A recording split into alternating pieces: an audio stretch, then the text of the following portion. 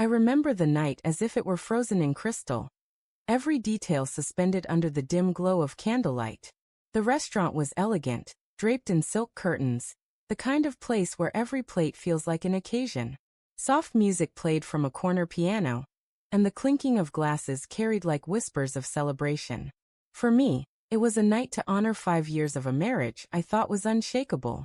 I watched my wife across the table, her dress catching the light in a way that made me think of the first time I ever saw her. My chest swelled with love, and no small amount of relief, because I believed we had weathered storms together. I leaned forward, smiling, certain I knew her heart. Then she lifted her glass. With a sly grin she declared, "Here's to 5 years, and finally being free." The world shattered in that single toast. Her toast kept echoing in my head, sharp and mocking, long after the words dissolved into laughter from nearby tables. I forced a smile, but inside something twisted. I caught the smirk tugging at her lips, the way her eyes darted to her phone buzzing discreetly under the tablecloth. She locked the screen quickly, almost too quickly, when she noticed me glance down. I tried to steer the conversation to us, to memories, to plans for the future, but her responses were flat, distracted, like I was reading from a script she'd already grown bored of. My mind began stitching together recent oddities. Her late nights at the office, the new password on her phone, her sudden coldness in bed.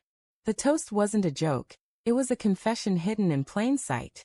After that night, I couldn't unhear her toast. It sat in my chest like a splinter, so I began paying closer attention. At first it was subtle. A delicate lace set tucked into the laundry, garments I had never seen her wear for me. Perfume lingered on them, but paired with something unfamiliar, something musky, like cologne.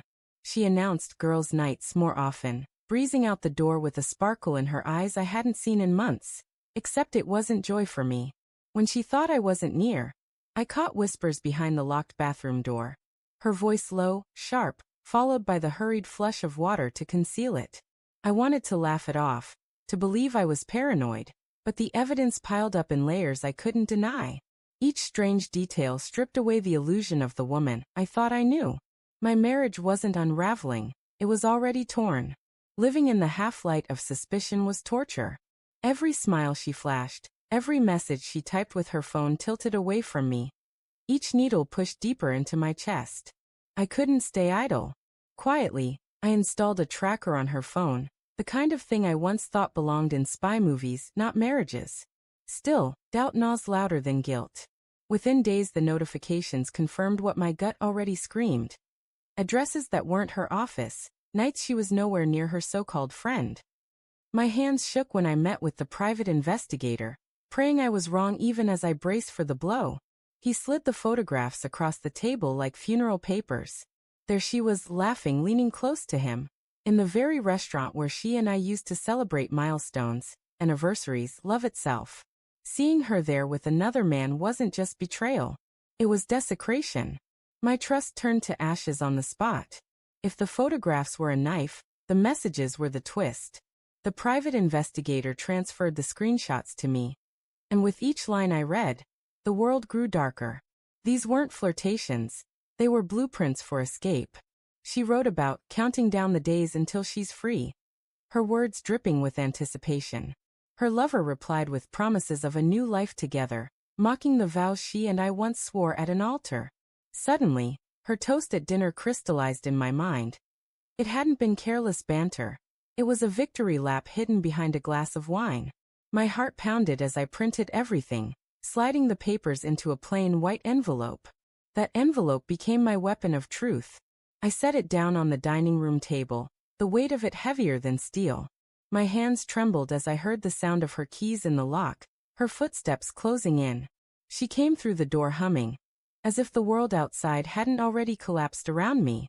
I sat at the table, the envelope between us, my hands clenched to stop the tremor. When our eyes locked, I slid it forward. "What's this?" she asked, her tone sharp, defensive already. "Open it," I said, my voice low, breaking on the edge of fury. Her face drained as the photographs spilled out, followed by the screenshots, every betrayal in black and white. She stammered denials until reality pinned her like a spotlight. Then the denial shifted. Her lips curled in resentment. You were never supposed to find out like this, she hissed. I was waiting for the right night. Our 5-year anniversary. It was my moment to finally be free of you. The words landed like gunfire. My anguish ignited into wrath. I hurled back every lie, every alibi, every insult to our marriage she tried to bury under rehearsed excuses. Our voices rose, echoing through the walls, no longer a home, but a battlefield where her mask shattered completely. She stood exposed. She grabbed her purse, screaming accusations of how I'd never made her happy, and slammed the door behind her. But her words rang hollow, desperate volleys from someone already defeated. The evidence spoke louder than any excuse. Within days, the truth traveled. Family, friends, colleagues. Whispers turned into judgment, her carefully painted image crumbling into scandal. Even her lover, once her grand escape, began withdrawing as reality sank in. What started as her triumph ended as her humiliation. She became a shadow in her own story, remembered only for betrayal. Her disgrace living louder than her name. I sat alone one evening, quiet for the first time in weeks, and felt something unexpected. Peace. The years I'd invested, the trust I'd poured, they weren't wasted. They revealed my capacity to love beyond limits. Losing her didn't break me. It untangled me from poison I hadn't realized was tightening around my life. I thought back to her glass raised high, to her toast about being free. But the irony was cruelly beautiful. She never found freedom. I did. And as I walked forward, head unbowed, I carried not her betrayal, but my dignity. This time the toast was truly mine,